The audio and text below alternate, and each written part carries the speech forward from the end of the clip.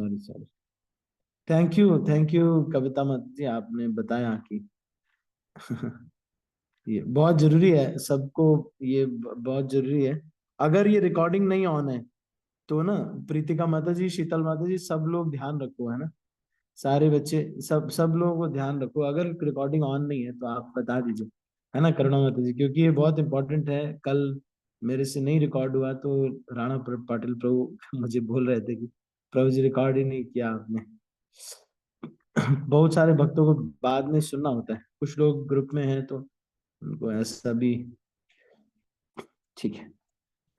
तो मैं पराशर ऋषि के बारे में बैकग्राउंड इसलिए बता रहा हूँ ताकि आपको ये भ्रम ना आए। तो हुआ ये कि कई बार लोग इसको एक्सप्लेन करते हैं कि अरे ये तो लूज कैरेक्टर व्यक्ति थे। नहीं, पराशर ऋषि गर्भ में ही क्या बोल रहे थे, मंत्रोच्चार कर रहे थे।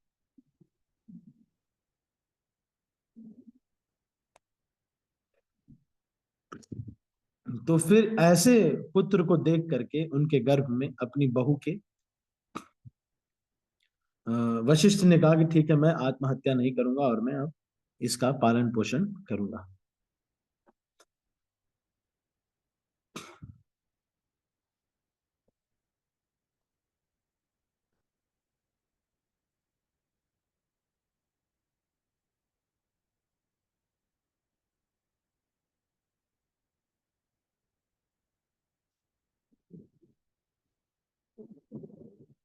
तो जब पराशर ऋषि बड़े हुए तो पराशर ऋषि ने सुना कि मेरे पिताजी को एक राक्षस ने खा डाला था। तो उन्होंने एक यज्ञ करके उन्होंने कहा कि मैं सारे राक्षस जाति को ही विनाश कर दूं। तो फिर वो ऐसे यज्ञ करने लगे कि उससे सारी राक्षस जाति ही जलने लगी। इतने शक्तिशाली ऋषि थे ये पराशर ऋषि। तो ये नॉर्मल ऋषि नहीं है कि जो कि ऐसे ही कोई माता जी आ जाए और वो अट्रैक्ट हो जाए, वैसा वह नहीं। ये बहुत बड़े कारण से कुछ करते हैं कोई भी चीज। तो ये चीज जैसे कई लोग कहते हैं कि पराशर ऋषि उनसे अट्रैक्ट हो गए थे, उनका बैकग्राउंड अगर आप देखेंगे, वो इतने शक्तिशाली हैं कि एक यज्ञ कर सकते हैं। ऐसा यज्ञ जिससे पूरी की पूरी राक्षस जाति खत्म हो सके। तो यहाँ पर ये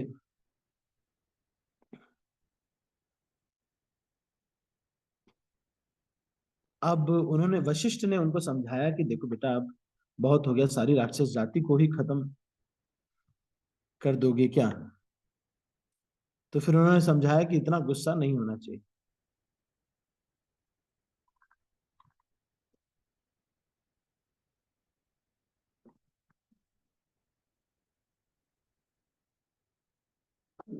तो फिर पराशर ऋषि समझ गए। और फिर एक दिन वो जा रहे थे और दाशराज नाम के एक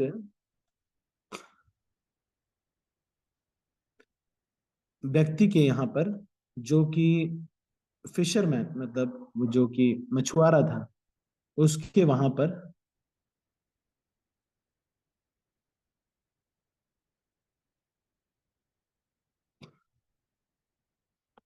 तो वहां पर वो जा रहे थे, वहां से हो करके जा रहे थे। तो उन्होंने देखा कि नक्षत्रों की गणना के अनुसार और भगवत इच्छा से एक बहुत ही शुद्ध जीव का जन्म होना अनिवार्य है अभी। तो पराशर ऋषि ने वहां पर जो दासराज थे उनके घर में गए, और उनकी जो पुत्री थी, मत्स्य गंधा था उसका नाम, तो उसके शरीर से मछली की महक आती थी।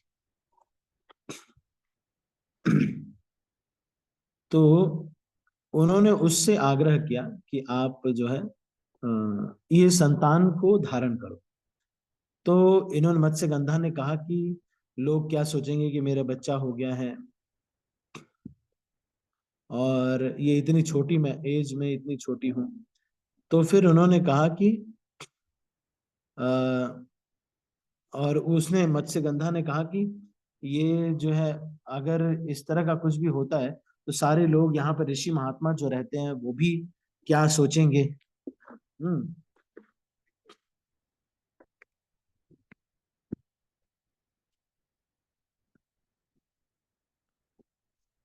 तो फिर मत्स्यगंधा ने ऐसा जब डर कहा तो पराशर ऋषि ने कहा कि ठीक है, मैं एक पराशर ऋषि ने एक आइलैंड का निर्माण किया, एक द्वीप का निर्माण किया और उस नदी के अंदर ही, और फिर वहां पर नाव से उसको ले जाने को कहा। तो वो गई वहां पर इनको लेकर के, वहां ले जा करके ऋषि ने एक मंत्र उच्चारण किया, और जैसे ही वो मंत्र का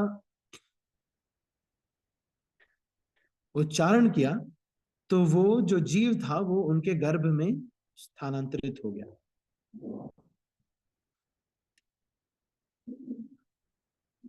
तो फिर भी वो बच्ची थी तो वो बहुत डरने लगी। तो इन्होंने कहा कि तुम चिंता मत करो, तुम ये जो तुम्हारे अंदर गर्भ धारण हुआ है ये मंत्र से हुआ है, तुम जो है अभी कुंवारी ही हो, और ये जो बच्चा भी तुम्हें होगा इसकी वजह से तुम कुंवारी ही रहो। ये केवल तुम्हारे गर्भ से प्रकट होने का माध्यम बन रहा है। तो वो बच्चा प्रकट हुआ, जन्म लिया। वो कौन थे? भगवान के ही लेखन अवतार थे। कौन? व्यासदेव। और उन्होंने ये वरदान दिया कि आज से तुम पद्म गंधा हो जाओगी, मतलब यहां से लेकर के कई किलोमीटर तक तुम्हारी महक जो है कमल के समान तुम महकोगी। तो 1 योजन तक उसकी महक जो है जाती थी। तो ये 1 योजन का मतलब क्या होता है? 1 योजन 3.5 किलोमीटर होता है।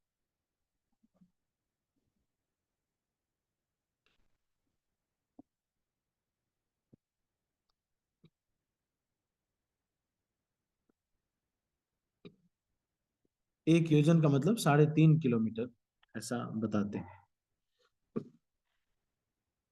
ठीक है, तो पराशर ऋषि के बारे में थोड़ा सा हमने ये अ, चर्चा किया।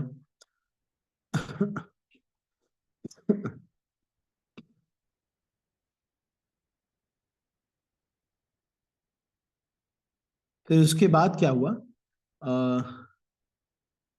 अच्छा, पद्मगंधा नहीं, हाँ पद्मगंधा या नहीं, कस्तूरी गंध, कस्तूरी के समान वो महकने लगेगी और 1 योजन तक उसकी महक रहेगी।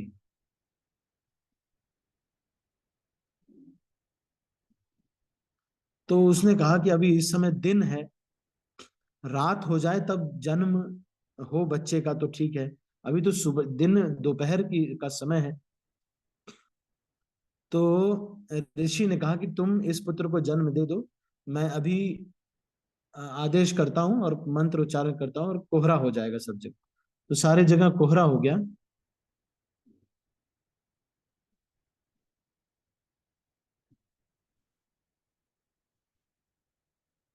तो उन्होंने कहा, फिर वो सत्यवती ने कहा कि देखो आप तो चले जाएंगे, फिर मैं तो बच्चे को लेकर के परेशान हो जाऊंगी। तो ऋषि ने कहा कि चिंता मत करो, ये एकदम सीक्रेट रहेगा, किसी को पता नहीं चलेगा, और ये बहुत बड़ा ऋषि होगा जो कि, और इनका जो तुम्हारा जो ये कौमारत्व है ये अनंत काल तक चलेगा, अनंत काल तक ये तुम्हारा कौमारत्व और साथ में तुम्हारे जो शरीर से ये महक है ये अनंत काल तक रहेगा।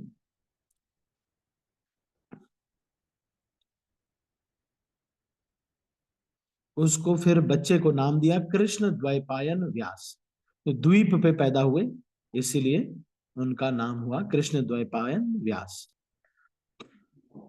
वो काले थे इसीलिए डार्क कॉम्प्लेक्शन कृष्ण कहा गया, और द्वैपायन क्योंकि द्वीप पर, आइलैंड पर उनका जन्म हुआ था। तो ये 17वें अवतार के बारे में बहुत थोड़ा विस्तार से हमने, फिर तपस्या करने के लिए वो वहां से चले गए पराशर ऋषि। बहुत से अनुशासन पर्व में आता है कि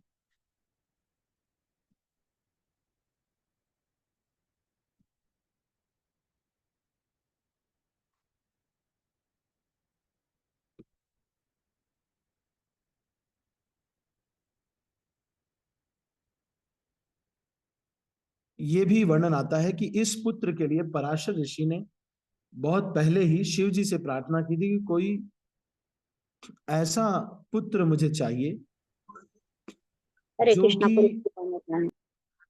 धन्यवाद प्रणाम। अब देख रहे हैं जो लोग ये इल्जाम लगाते हैं कि पराशर ऋषि किस तरह से ये कर सकते हैं, उसके ऊपर ये साफ साफ यहाँ लिखा हुआ है महाभारत में, अनुशासन पर्व में ये वर्णन आ रहा है। क्या कह रहे हैं कि पराशर ऋषि ने शिव जी से तपस्या करके ये वरदान मांगा था कि ऐसा कोई तपस्वी पुत्र मुझे दीजिए जो कि इन ग्रंथों को ढंग से अरेंज कर सके, वेदों को अरेंज कर सके, और वो आध्यात्मिक शक्ति से सराबोर होना चाहिए। और शिव जी वहां पर प्रकट हुए, उन्होंने ये वरदान भी दिया और साथ में कहा कि ये सावर्णी मनवंतर में ये सप्तर्षि के रूप में, सप्तर्षियों में से एक होगा तुम्हारा पुत्र, और इंद्र का मित्र होगा,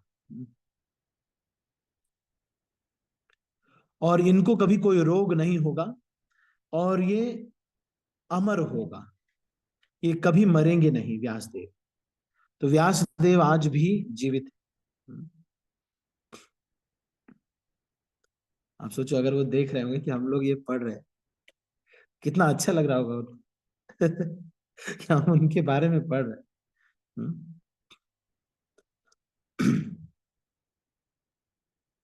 एक बार पराशर ऋषि के आश्रम पे कुछ अटैक हुआ था जिसकी वजह से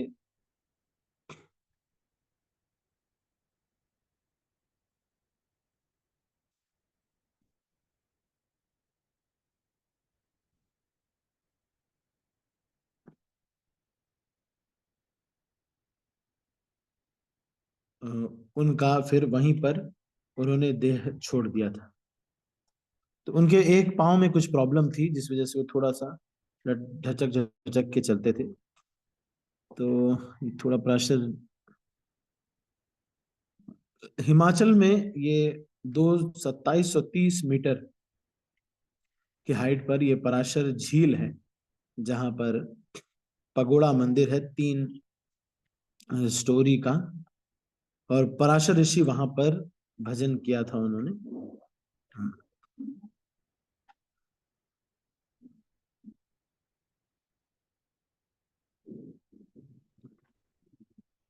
ठीक है, तो ये थोड़ा सा मैंने आपको बताया थोड़ा डिटेल में पराशर ऋषि के बारे में। तो 17वें अवतार में श्री भगवान पराशर मुनि के माध्यम से सत्यवती के गर्भ से श्रील व्यासदेव के रूप में प्रकट हुए। तो व्यासदेव के बारे में भी बताया, इनकी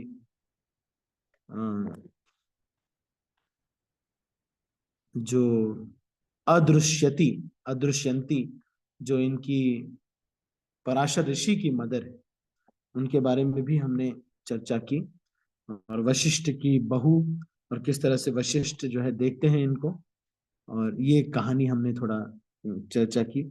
तो आप देख रहे हैं पराशर ऋषि कोई सामान्य, गर्भ में ही वो मंत्रोच्चार कर रहे हैं, अपना ब्रह्मांड, अपना एक आइलैंड बना सकते हैं कभी भी, कोई बहुत शक्तिशाली है। और बहुत सारे ग्रंथों को लेखन करने वाले हैं। और उन्होंने मंत्र से गर्भ धारण करवाया। उन्होंने यह देखकर कि सामान्य जन अल्पज्ञ हैं, एकमेव वेद को अनेक शाखाओं में, प्रशाखाओं में विभक्त किया। तो व्यास देव ने वेद को कई शाखाओं में विभाजित किया है। मूल रूप से वेद एक है, किंतु श्रील व्यास देव ने मूल वेद को 4 में विभाजित कर दिया, साम, यजुर, ऋग तथा अथर्व। और तब इन सब की व्याख्या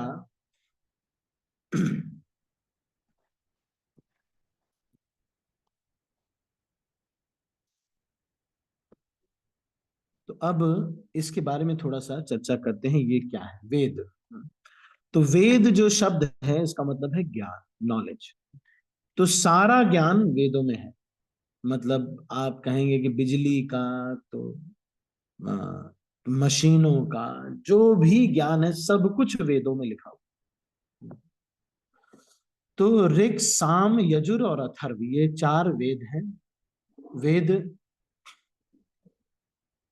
और उसके बाद इन सब की व्याख्या भी उन्होंने वेदों की पुराणों और महाभारत में जैसे विविध शाखाओं में की। सामान्य मनुष्यों के लिए वैदिक भाषा तथा विषय अत्यंत कठिन होते हैं। उन्हें केवल अत्यंत बुद्धिमान और स्वरूप सिद्ध ब्राह्मण ही समझ सकते हैं। किंतु वर्तमान कलयुग तो अज्ञानी मनुष्यों से भरा पड़ा है। यहाँ तक कि ब्राह्मण पिता से उत्पन्न होने वाली संतान भी वर्तमान युग में शूद्रों या स्त्रियों से श्रेष्ठ नहीं होती। द्विजों अर्थात ब्राह्मणों, क्षत्रियों तथा वैश्यों से यह अपेक्षा की जाती है कि वे सांस्कृतिक शुद्धिकरण की प्रक्रिया अर्थात संस्कार संपन्न करेंगे। किंतु वर्तमान युग के बुरे प्रभावों के कारण तथा कथित ब्राह्मण तथा अन्य उच्च वर्ग के मनुष्य भी सुसंस्कृत नहीं रह गए। वे द्विज बंधु कहलाते हैं, जिसका अर्थ है द्विजों के मित्र तथा परिजन। लेकिन इन द्विज बंधुओं की गिनती शूद्रों तथा स्त्रियों में की जाती है।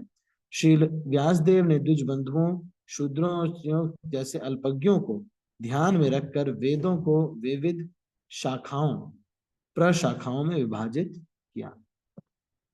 तो इसके विषय में कभी चर्चा करेंगे, संस्कार संपन्न करना, कैसे संस्कार संपन्न होते हैं।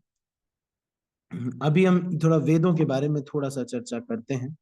वेद यहाँ पर आया तो वेद पहले एक थे, इसको 4 पार्ट में विभाजित करवाया अपने शिष्यों से व्यासदेव ने। अब हर एक जो वेद है उसको 4 पार्ट में डिवाइड किया गया। एक तो संहिता, ब्राह्मण, आरण्यक और उपनिषद। तो उनके भी सब डिवीजन है हर वेद के। संहिता, ब्राह्मण, आरण्यक और उपनिषद। तो कुछ लोग ये भी कहते हैं उपासना भी ऐसा है ना। तो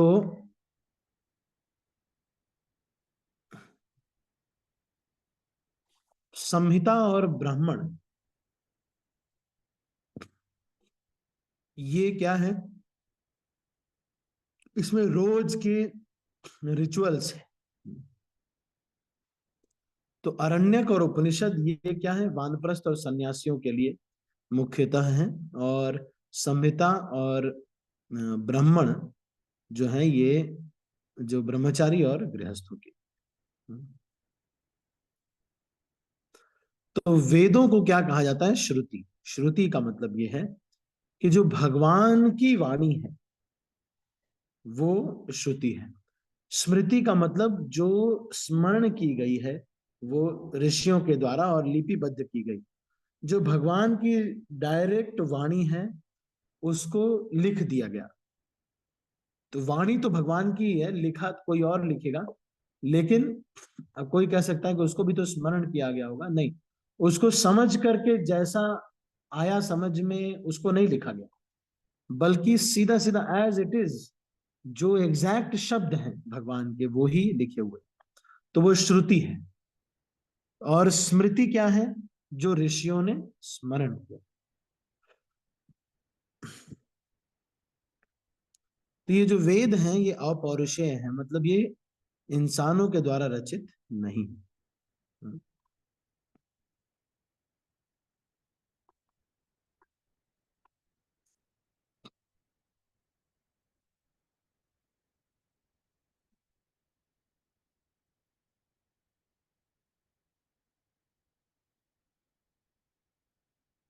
तो वेद शब्द का अर्थ नॉलेज या ज्ञान है।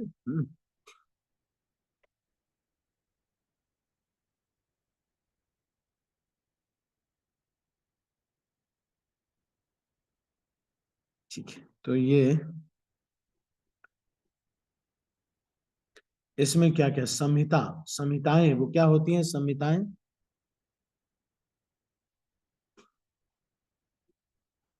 ऋग्वेद, यजुर्वेद और सामवेद, अथर्ववेद। इन चारों की संहिताएं भी होती हैं।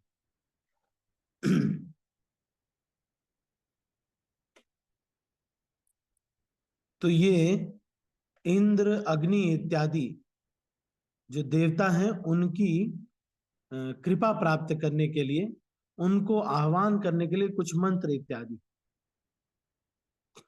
अपने कुल को ठीक करने के लिए और युद्धों में जीतने के लिए ये मंत्र है। दिखने में बहुत कठिन लगता है पर है वही।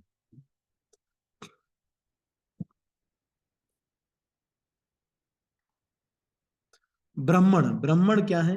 ये गद्य में है, प्रोज टेक्स्ट है। वो बता रहे हैं कि क्या क्या चीजें करनी चाहिए, कुछ रिचुअल्स बता रहे हैं।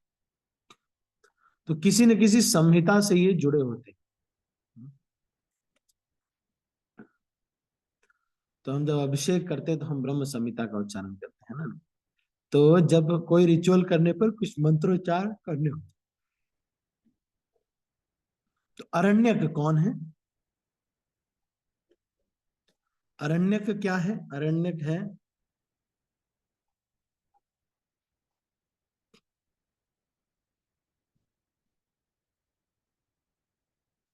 तो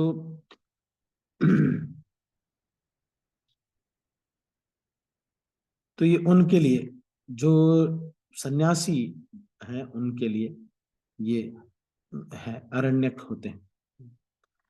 नहीं आओ, ये बहुत ज्यादा हम डीप में नहीं जाएंगे। श्रुति, स्मृति और न्याय, तीन होते हैं। इसको प्रस्थान त्रय बोला जाता है। प्रस्थान त्रय, श्रुति, स्मृति, न्याय। हम्म।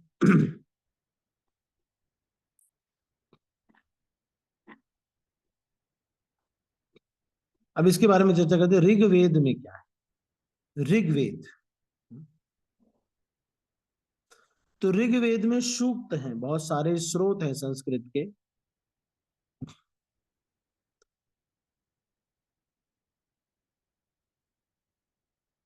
तो इसका अभी इस समय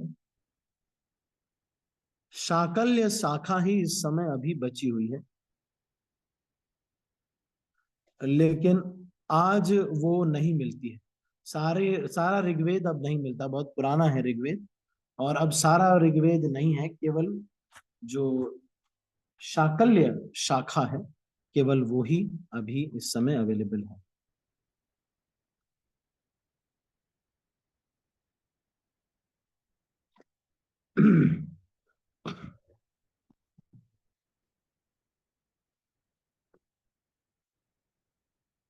तो टोटल 10,600 श्लोक अभी जो अवेलेबल है उसमें हैं ऋग्वेद में।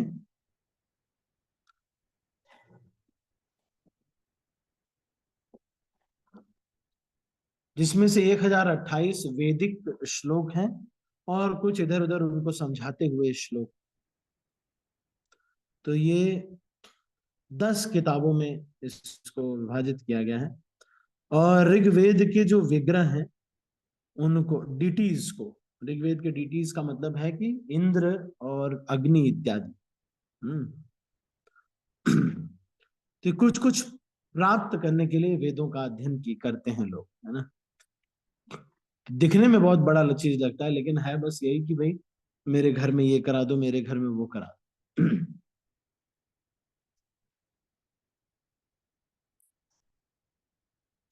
तो ये ऋग्वेद शुरू होता है अग्नि, इंद्र, सोम और दूसरे देवताओं के ऊपर कुछ कुछ कहते हुए। तो लंबे स्रोत और छोटे स्रोत ऐसे ये हैं।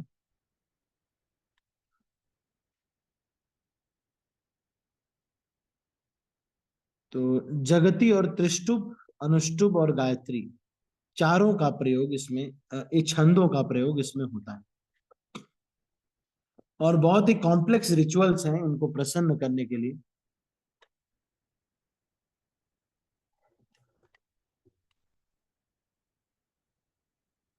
तो ये जो राजसूय यज्ञ इत्यादि होता है, ये सब भी यहीं का है।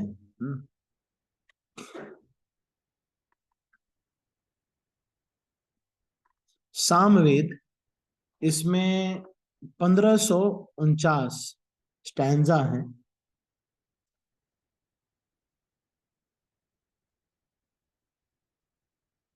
और ये ऋग्वेद से कुछ लिए गए हैं। 75 मंत्र नहीं लिए गए, बाकी लिए गए।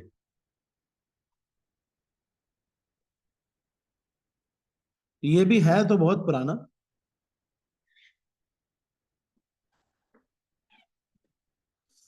तो इसका जो फर्स्ट पार्ट है सामवेद का, जो फर्स्ट पार्ट है वो गान के ऊपर है, और सेकंड पार्ट है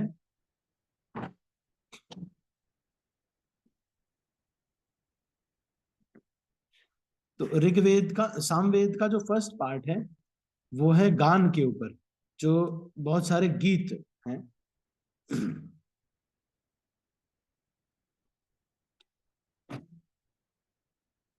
दूसरा जो पार्ट है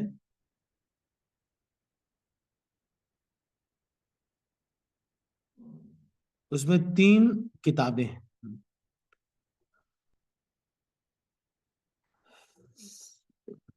तो ये जो गान है वो उन अर्चिक किताबों में वो उसके लिरिक्स लिखे हुए हैं।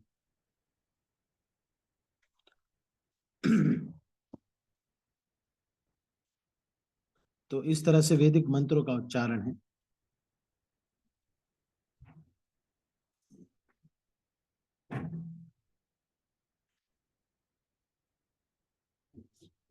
तो ये अलग अलग लोग कहते हैं, पर इसको अभी जो अवेलेबल है उसमें 1875 श्लोक। यजुर्वेद के बारे में पढ़ते हैं। यजुर्वेद क्या है?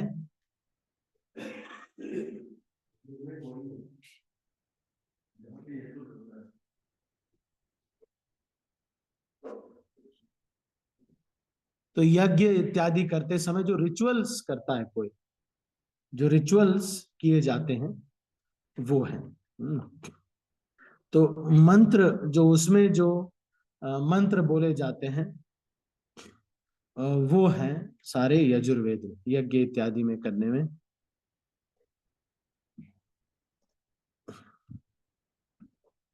तो ऋग्वेद जितना पुराना नहीं है ये, अथर्ववेद के जैसा ही बराबर समय का है ये।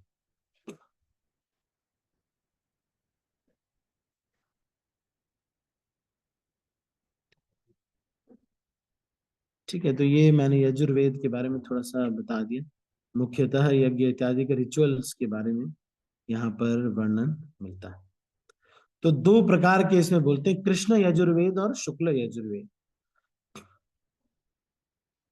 कृष्ण यजुर्वेद का मतलब ये है कि जो मंत्र उच्चार बहुत अच्छे से अरेंज नहीं किया गया है, और शुक्ल यजुर्वेद का मतलब प्रॉपरली अरेंज्ड किया गया है। तो शुक्ल यजुर्वेद जो है वो संहिता और ब्राह्मण को अलग अलग करता है।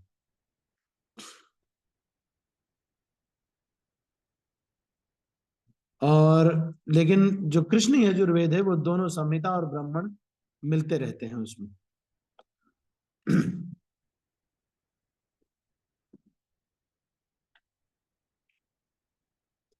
ठीक है, फिर अथर्ववेद।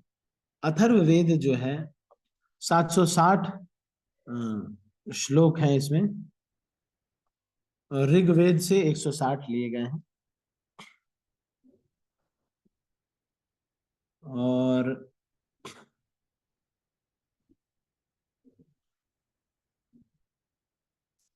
अथर्ववेद में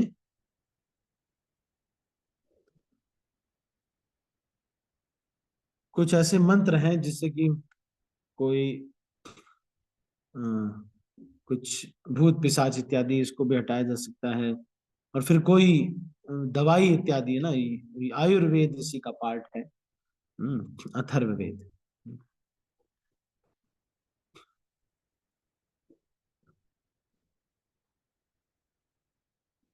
ठीक है, तो ये ब्राह्मण, अनक्य उपनिषद, और भी बहुत सारी चीजें हैं, उपवेद इत्यादि, लेकिन अभी हम बहुत ज्यादा समय नहीं लेंगे इसको। हम अभी यहाँ पर हमने एक चीज और संस्कारों के बारे में आपको बताना था। थोड़ा सा मैं संस्कारों के बारे में बताता हूँ।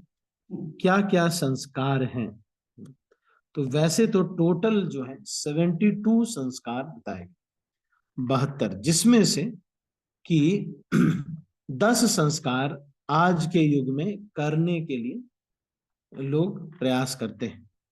इस्कॉन में जनरली जो है ज्यादा इतना संस्कार नहीं करते, नामकरण कर दिया तो थोड़ा बहुत अन्नप्राशन इत्यादि करते हैं। आजकल वो च्यवनप्राश आजकल फेमस हुआ है, सोने वाला, उसकी वजह से वैसे होते हैं 10 संस्कार। तो कौन कौन से संस्कार करने चाहिए, यहाँ पे ये वर्ड आया है किस तरह से, क्योंकि ये संस्कार अब होते नहीं, तो अब नहीं होते तो शुद्धि का कोई, अब बच्चे जो सब ऐसे ही उत्पन्न हो रहे हैं। तो संस्कार में क्या क्या जो है अलग अलग प्रकार के संस्कार,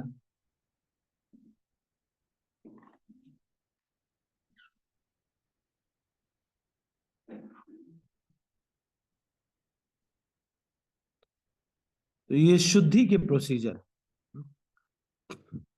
तो कुछ जगहों पे लिखा हुआ है कि 40 संस्कार।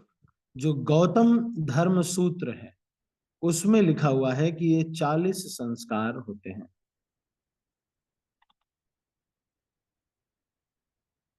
इसमें से 8 आंतरिक होते हैं।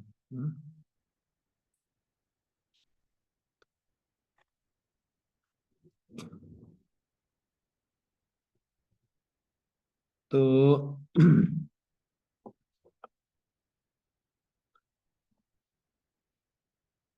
ठीक है, तो इसमें कौन कौन से संस्कार हैं? तो सबसे पहला है गर्भाधान संस्कार। उसके बाद वो जो गर्भ धारण होता है तो उस समय एक संस्कार होता है, तो जिसमें कि पति पत्नी 50-50 माला करते हैं। फिर पत्नी को कुछ कुछ चीजें खाने के लिए बोली जाती हैं, पति को कुछ चीजें खाने के लिए बोली जाती है, कुछ उपवास रखना होता है, और फिर गर्भाधान स्त्री पुरुष संग करके संतान उत्पत्ति करते हैं। पुंसवन संस्कार जो होता है,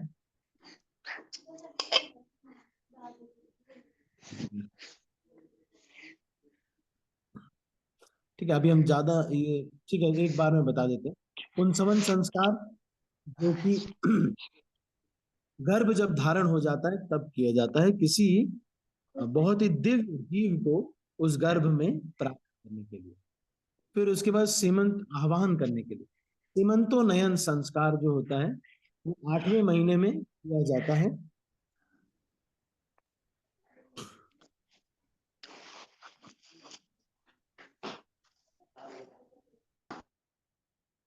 8वें महीने में सीमंतो नयन संस्कार किया जाता है। फिर जब जन्म होता है तो जात कर्म संस्कार, उसके बाद नामकरण, उसके बाद अन्नप्राशन, फिर फिर चूड़ाकरण,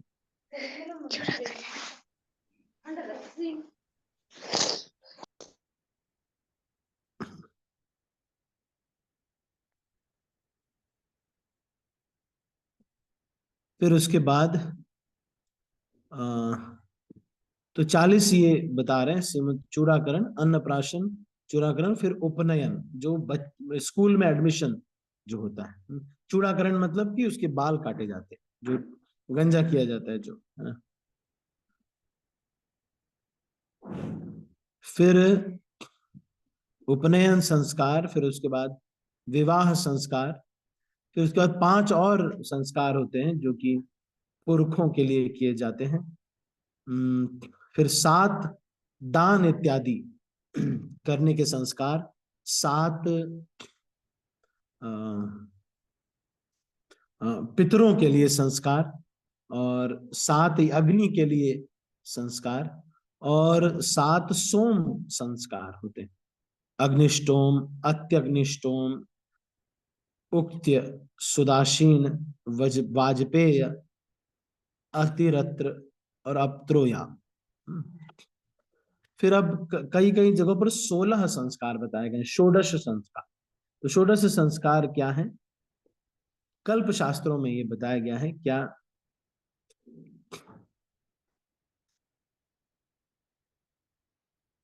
तो इन्हीं में से कुछ को लेकर के, है ना, उसको बोलते हैं 16 संस्कार है ना, तो जिसमें कि कुछ मेन मेन को ही वो सेलेक्ट कर लेते हैं।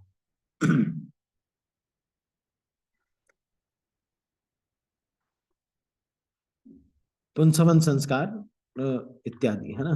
सीमंतो नयन, तो बेबी शावर इसको बोलते हैं, बेबी शावर या फिर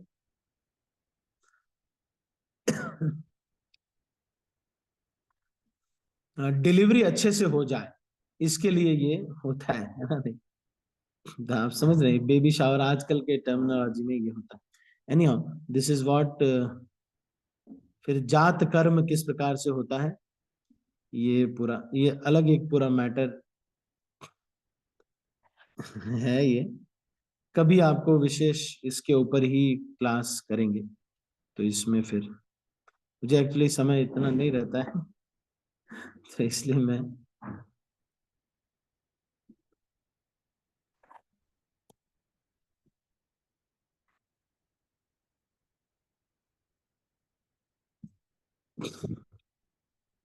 एनी हाउ।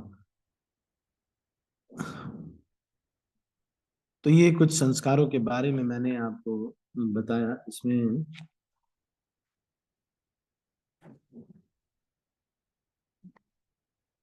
एक बार मैंने शायद संस्कारों के ऊपर एक लेक्चर दिया है।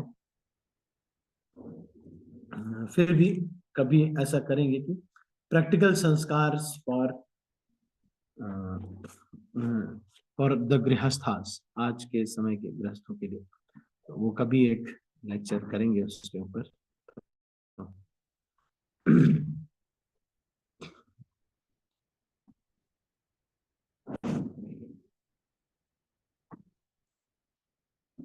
ठीक है, तो यहाँ पे जो वर्ड्स आए उसको हमने थोड़ा विस्तार से चर्चा किया। आज हमने श्लोक होमवर्क नहीं किया। तो अभी हम इसको यहीं पर क्लोज करते हैं। फिर भी किसी का कोई प्रश्न है तो आप पूछ सकते हैं। हमारे पास 3-4 मिनट है, कुछ थोड़ा समय है तो हम कर सकते हैं।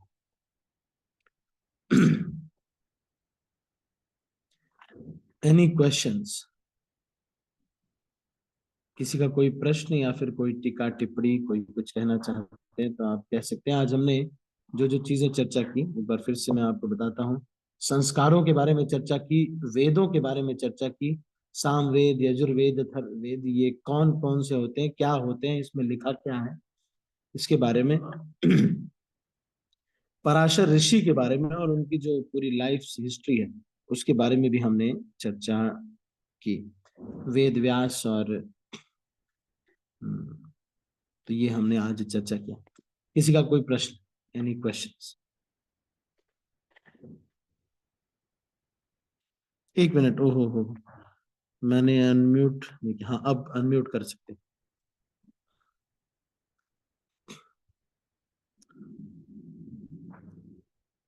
Any questions? किसी को कोई प्रश्न है या फिर कुछ कहना चाहते हैं तो आप कर सकते हैं। ठीक है, तो हमने आज यहाँ तक चर्चा कर लिया। भगवान के 17वें अवतार में व्यास देव के रूप में भगवान प्रकट हो रहे हैं। तो व्यास देव का कैसे जन्म हुआ, द्वैपायन का क्यों नाम हुआ, इन सब के विषय में डिटेल में हमने चर्चा की। किस तरह से वशिष्ठ जी, पराशर ऋषि का जन्म किस तरह से हुआ, वो मंत्रोच्चार कर रहे थे पराशर ऋषि, वशिष्ठ जी सुसाइड करने जा रहे थे, वो जो सारी घटनाओं के बारे में हमने विस्तार से चर्चा की। ठीक है। और अनुशासन पर्व, पराशर ऋषि के बारे में ये जो वर्णन आता है कि पराशर ऋषि जो है एक समय, तो एनी और भी बहुत सारी चर्चाएं हमने की। तो अभी हम इसको यहीं पर क्लोज कर रहे हैं।